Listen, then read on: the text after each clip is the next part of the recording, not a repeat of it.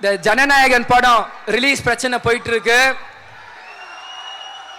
விஜய் அண்ணனுக்கு அவரோட தம்பியா உங்க அண்ணனோட மகனா ஒரு சின்ன ஒரு அட்வைஸ். ஏன்னா அரசியல நான் மூத்தவர், நீங்களே என்கிட்ட சொன்னீங்க. அண்ணா ஒரு சின்ன அட்வைஸ். இன்னைக்கு காங்கிரஸ் என்ற கட்சி அவங்க கூட்டணியில் அவங்க பேரத்தை பேசுறதுக்காக உங்க படத்தை சப்போர்ட் பண்றாதீங்க, நம்பிராதீங்க. அதை தூண்டியில போடுற மாதிரி மீன் மாட்டிக்காதீங்க. நீங்க நல்லா வரணும். ஒரு சின்ன அட்வைஸ் அதுதான். ஏன்னா அவங்க என்ன பண்ணாங்கன்னு விருதுநகர்ல எனக்கு தெரியும். அவங்கள நம்பிராதீங்க.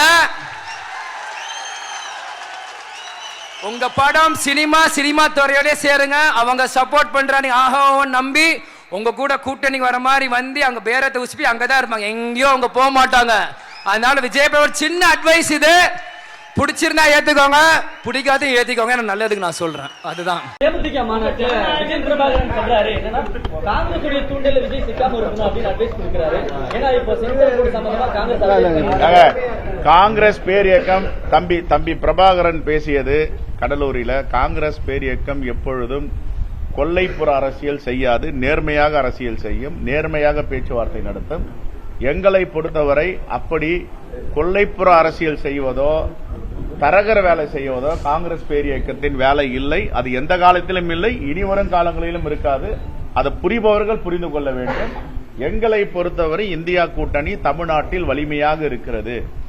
இதை எங்களுடைய தலைமை இந்தியா கூட்டணியோடு பேச்சுவார்த்தை நடத்துவதற்கு ஒரு குழு அமைத்திருக்கிறது. இந்த குழுவுடைய தலைவராக திரு கிரீஷ் சோடங்கர் இருக்கிறார். அவரும் தெளிவாக சொல்லிவிட்டு போயிருக்கிறார், நாங்கள் தாவேகாவோட பேசவில்லை, யாரோடும் பேசவில்லை, திராவிட முன்னேற்ற கழகத்தோடு பேசிக்கோ. இதுக்கு மேல என்ன வேணும்? இதுக்கு மேல என்ன ஆன்சர் வேணும்? இன்சார்ஜே சொல்லிட்டாரு, நான் சொல்லிட்டேன். எங்க 2 பேரை தவிர வேற யாரும் சொல்லணுமா? யாராவது எதனா அவங்க கருத்தை சொன்னாங்களா உடனே அதை மீடியால போட்டு பெருசா ஆக்கி வேண பெருமாள் ஆகலாமா?